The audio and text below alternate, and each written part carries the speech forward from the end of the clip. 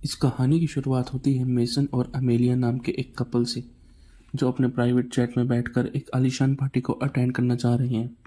अब बहुत ही जल्दी ये दोनों उस वेन्यू पर पहुंचे और इस पार्टी को एंजॉय करने लगे। अब थोड़ी देर बाद इन दोनों की मुलाकात परेज नाम के एक आदमी से हुई, जो इन लोगों में सबसे अमीर था और इस पार्टी को भी वही होस्ट कर रहा था। यहाँ बातों बातों में मिशन ने बताया कि उसके पास भी एक कार कलेक्शन है और उसे गाड़ियों का भी बहुत शौक है। अब यह सुनकर परेश भी खुश हो गया, क्योंकि उसे भी गाड़ियों का कलेक्ट करने का काफ़ी शौक था।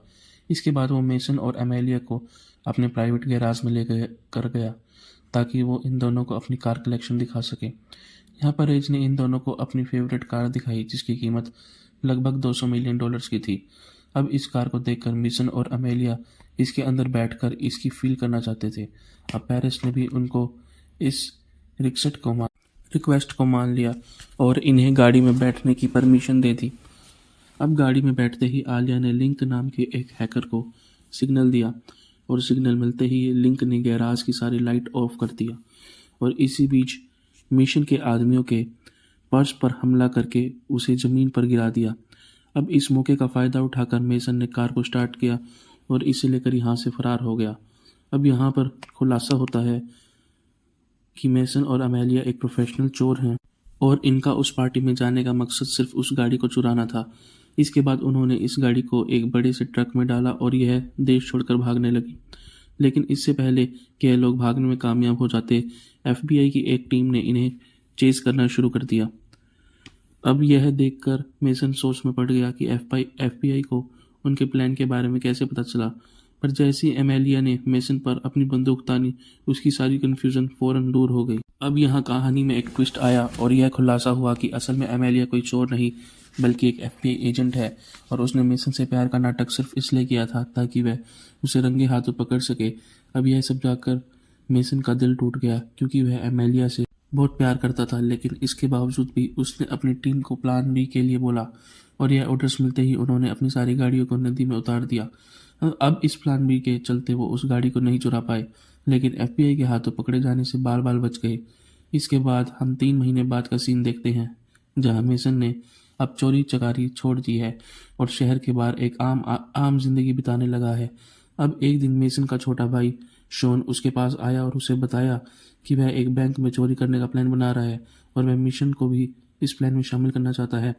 हालांकि मिशन ने यह कहकर इनकार कर दिया कि अब मैं रिटायर हो चुका हूँ और अब मुझे किसी नए लफड़े में नहीं पड़ना है।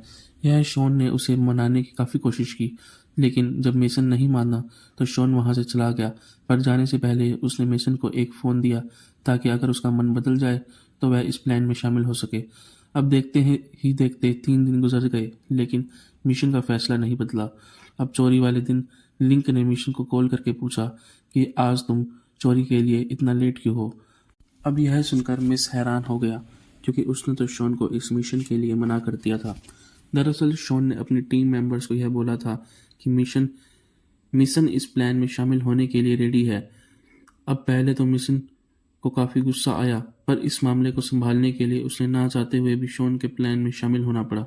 वहीं दूसरी ओर हम शॉन को देखते हैं, जो बैंक के बाहर मौजूदा एक कॉफ़ी शॉप में बैठा था, क्योंकि उस बैंक का मैनेजर हर दिन उस कॉफ़ी शॉप में कॉफ़ी पीने आता है। अब जैसे ही वह मैनेजर कॉफ़ी शॉप में आया तो शॉन उसके पास गया और उसे बंदूक दिखाकर हॉस्टेस बना लिया। इसके बाद वह मैनेजर को लेकर बैंक में जाने लगा, पर तभी वहां पर मेसन आ गया और इन्हें अंदर जाने से रोक लिया। यहाँ मेसन ने शॉन से बोला कि तुम्हारा यह प्लान ठीक नहीं है और इसमें हम सब मारे जाएंगे। इस पर शॉन ने बोला कि अब इन सब का कोई फ़ायदा नहीं है, क्योंकि हमारी टीम ऑलरेडी बैंक के अंदर जा चुकी है। इसके बाद ये तीनों बैंक में गए, जहां मेसन ने देखा कि उसकी टीम के सभी लोग भेस बदल कर आम लोगों में घुल मिल चुके हैं। इधर शॉन मैनेजर को लेकर एक कोने में गया और उससे दरवाज़ा खोलने को बोला, लेकिन मैनेजर ने दरवाज़ा खोलने के बजाय बैंक का सिक्योरिटी अलार्म बजा दिया। अब अलार्म के बजते ही पूरे बैंक में खलबली मच गई और बैंक के सिक्योरिटी गार्ड्स इन चोरों पर गोलियां बरसाने लगे। हालांकि मिशन की टीम ने बड़ी आसानी से इन गार्ड्स को का काम तमाम कर दिया और बैंक में मौजूद सभी कस्टमर को होस्टेस बना लिया। अब यहाँ मेसन ने शॉन से पूछा कि असल में तुम्हारा टारगेट है क्या। इस पर शॉन ने बताया कि वो एक लॉकर की तलाश में है, जो एक इसाबेल फेरो नाम की औरत के बिलोंग करता है और उस लॉकर में एक हार्ड ड्राइव है जिसके अंदर कई मिलियंस डॉलर्स है, क्रिप्टो करेंसी है। अब यह सुनने के बाद मेसन उस मैनेजर को लेकर बैंक के वॉलेट में गया और उस लॉकर को खोलने के लिए बोला। अब जरा गौर करो, इस लॉकर की एक चाबी थी मैनेजर के पास और दूसरी चाबी थी इजाबेल यानी कि इस लॉकर की ओनर के पास। यह लॉकर तभी खुलेगा जब दोनों चाबियां एक साथ लॉकर में जाएगी। अब कहानी में ट्विस्ट यह था कि शॉन को उस दूसरी चाबी के बारे में घंटा पता नहीं था और यह भाई साहब अपनी पूरी गैंग लेकर बैंक में चोरी करने घुस आए। अब जब मिशन को यह बात पता लगी तो उसे शॉन पर काफ़ी गुस्सा आया। इसके बाद उसने लिंक से बोला कि तुम उस लॉकर को हैक करो और उसकी सिक्योरिटी को बाईपास करके उसे खोल दो। अब लिंक ने अपना कमाल दिखाया और अगले कुछ ही मिनटों में इन लॉकर्स को हैक करके इसे खोल दिया। लेकिन जब इन्होंने उस लॉकर को खोल कर देखा तो इसके अंदर से कोई हार्ड ड्राइव नहीं मिली। अब यह देखकर मैनेजर हंसने लगा और मेसन से कहा, यह तो सिर्फ एक डिकॉय बॉक्स है और वह असली बॉक्स कहाँ है इसके बारे में तो मुझे भी नहीं पता। अब इस सिचुएशन को देखकर मिशन का गुस्सा भड़क उठा और उसने शॉन को इस खराब प्लानिंग के लिए बहुत सुनाया। वहीं दूसरी ओर हम एफबीआई टीम को देखते हैं जो पूरी फौज लेकर बैंक के बाहर पहुंच चुकी थी और इस मिशन की लीडर कोई और नहीं बल्कि मेसन की एक एक्स गर्लफ्रेंड एमेलिया ही थी। यहाँ एमेलिया ने मिशन की टीम को कांटेक्ट किया जहां लिंक उसे अपनी बातों में उलझाने लगा, लेकिन एमेलिया इन तरीकों से वाकिफ थी इसलिए उसने लिंक से बोला कि तुम फौरन मिशन से मेरी बात कराओ। अब यहाँ लिंक ने मेसन को बताया कि एफबीआई तुमसे बात करना चाहती है। यहाँ मेसन ने शॉन से उस मैनेजर पर नज़र रखने को बोला और फटाफट से लिंक के कमरे में पहुंचा। अब जब फ़ोन पर उसने एमेलिया की आवाज़ सुनी तो उसकी पुरानी यादें दोबारा से उग आई, लेकिन फिर मेसन ने खुद को याद दिलाया कि अब एमेलिया उसकी दुश्मन है और उसकी टीम को पकड़ने आई है। इसके बाद मेसन ने एमेलिया से नेगोशिएशन करना शुरू किया और उससे कहा कि तुम अपनी टीम को बैंक से 50 फीट दूर कर लो वरना मैं एक एक करके इन होस्टेस को मार दूंगा। इसके साथ ही तुम हम सभी के लिए पिज़्ज़ा और बियर का इंतज़ाम करो और उन पिज़्ज़ा बॉक्सेस को डिलीवर करने तुम खुद बैंक के अंदर आओ। अब एमेलिया ने इस डिमांड को मान लिया, लेकिन इसके बदले में उसने मेसन से 2 लोगों की रिहाई मांगी और मेसन ने भी बिना आनाकानी किए उसकी इस डिमांड को मान लिया। इसके बाद मेसन की टीम ने सभी होस्टेस को ऊपर वाले हॉल में शिफ्ट किया और एमेलिया का इंतज़ार करने लगे। अब थोड़ी देर बाद एमेलिया ने खाने पीने का इंतज़ाम किया और उसे लेकर बैंक के अंदर पहुंची। अब यहाँ उसकी मुलाकात मेसन से हुई जो उसे देखकर काफ़ी खुश हुआ और उससे प्यार भरी बातें करने लगा। हालांकि एमेलिया ने इन बातों पर ध्यान नहीं दिया और उसने मेसन से सरेंडर करने के लिए बोला, लेकिन मेसन ने इसके लिए साफ इनकार कर दिया और एमेलिया को बैंक से बाहर भेजकर इसके बाद उसने सभी को खाना खिलाया और डील के मुताबिक 2 लोगों को रिहा कर दिया। लेकिन तभी कुछ ऐसा हुआ जिसकी उम्मीद किसी को नहीं थी। दरअसल उस मैनेजर ने शॉन पर हमला कर दिया और उसकी बंदूक लेकर वहां से फरार हो गया। अब यह देखकर मेसन भी उसके पीछे भागा और एक लंबी भागदौड़ के बाद आखिरकार वो मैनेजर पकड़ा गया। इसके बाद मेसन के मैनेजर को इंटरगेट किया, उससे इसाबेल के बारे में सारी जानकारी निकलवाई। अब यहाँ मैनेजर ने बताया कि इसाबेल फेरो इस देश के सबसे बड़े गैंगस्टर एबिल की बीवी है। वो बताता है कि एबिल एक बहुत ही खतरनाक गैंगस्टर है और उसके पास इस देश के सभी पावरफुल पॉलिटिशियन का सपोर्ट्स है और शायद उस हार्ड ड्राइव में उन पॉलिटिशियन के काले कारनामों के सबूत मौजूद है और अगर वो सबूत बाहर आ गए तो इस देश की सरकार खतरे में आ जाएगी। हालांकि यह सब जानने के बाद भी मिशन ने उस हार्ड ड्राइव को चुराने का फैसला किया ताकि वह सरकार को ब्लैकमेल करके इस बैंक से बाहर निकल सके। वही बैंक के बाहर एक गाड़ी आकर रुकी जिसमें कोई और नहीं बल्कि एबल का लॉयर मौजूद था। यहाँ उसने एमेलिया को ऑर्डर दिया कि अगर अगले 1 घंटे में तुम्हारी टीम ने उन चोरों को नहीं पकड़ा तो यूएस आर्मी इस बैंक पर हमला कर देगी। अब एमेलिया को समझ नहीं आया कि उसे ऑर्डर देने वाला यह आदमी असल में था कौन। अब उसने इस बारे में अपने सुपरवाइजर से बात की जहां उसे पता चला कि उस बंदे का नाम एलेक्स है और वो एबिल का वकील है। यहाँ सुपरवाइजर ने एलिया को बताया कि एबिल के पास इस देश के सभी पावरफुल पॉलिटिशियन का सपोर्ट है और इसलिए हम इस मामले में कुछ नहीं कर सकते। वो आलिया से कहता है कि तुम जल्द से जल्द उन चोरों को बैंक से बाहर निकालने की कोशिश करो क्योंकि अगर एक बार यूएस आर्मी बैंक के अंदर चली गई तो उन चोरों के साथ साथ बहुत से होस्टेस भी मारे जाएंगे। वहीं दूसरी ओर मेसन और उसकी टीम ने लॉकर रूम के दीवार को तोड़ना शुरू किया क्योंकि उन्हें उम्मीद थी कि बैंक ने इसाबेल फेरो का वॉल्ट किसी सीक्रेट रूप में छुपा रखा होगा।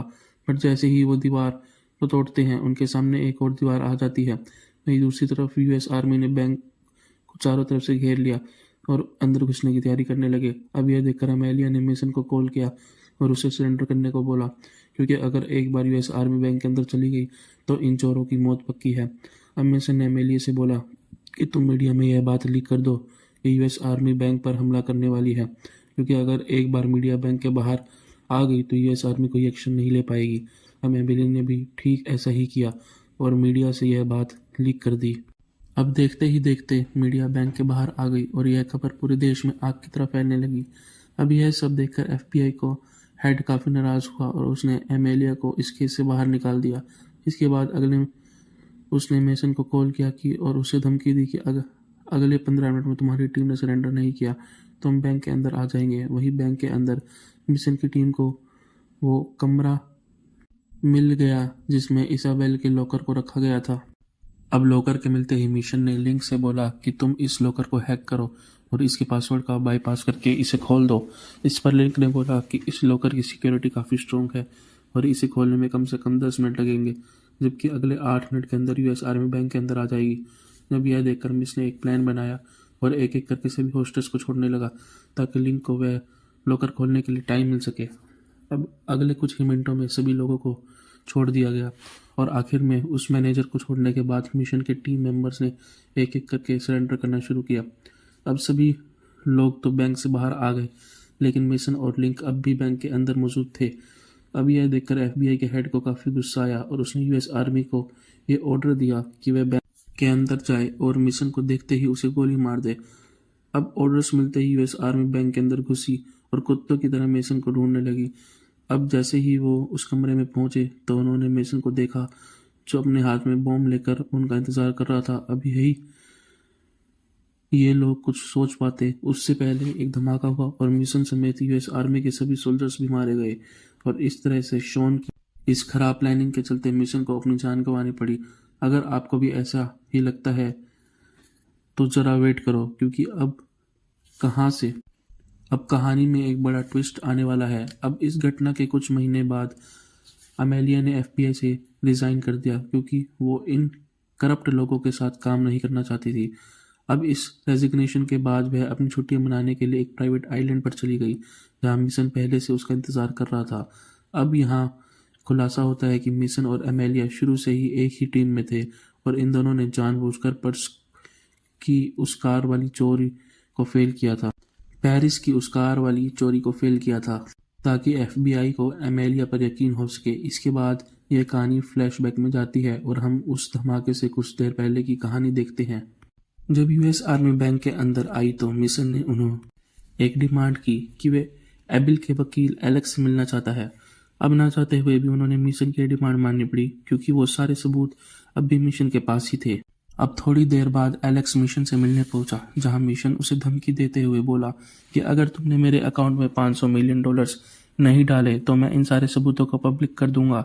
इसके साथ ही तुम्हें मुझे और मेरी टीम को एक नई पहचान देनी होगी ताकि हम उस एक नए नाम के साथ एक नई जिंदगी की शुरुआत कर सके। अब चूंकि एबिल की गर्दन मिशन के हाथों में थी, इसलिए उसने मिशन को सभी डिमांड्स मान लिया और इसके बाद बैंक में एक फर्जी धमाका किया गया ताकि लोगों को लगे कि मिशन इस धमाके में मर चुका है। वहीं दूसरी ओर हम मेसन और अमेलिया को देखते हैं जिन्होंने अब चोरी चकारी छोड़ दी है और एक नई पहचान के साथ एक नई जिंदगी शुरू कर दी है। आपको आज की कहानी बहुत पसंद आई होगी। अगर आपको यह वीडियो अच्छी लगी तो एक लाइक कर देना, इस चैनल को सब्सक्राइब कर देना और कमेंट में एक प्यारा सा मैसेज छोड़ देना। मिलते हैं अगली वीडियो में, तब तक के लिए आप सभी को बहुत बहुत धन्यवाद।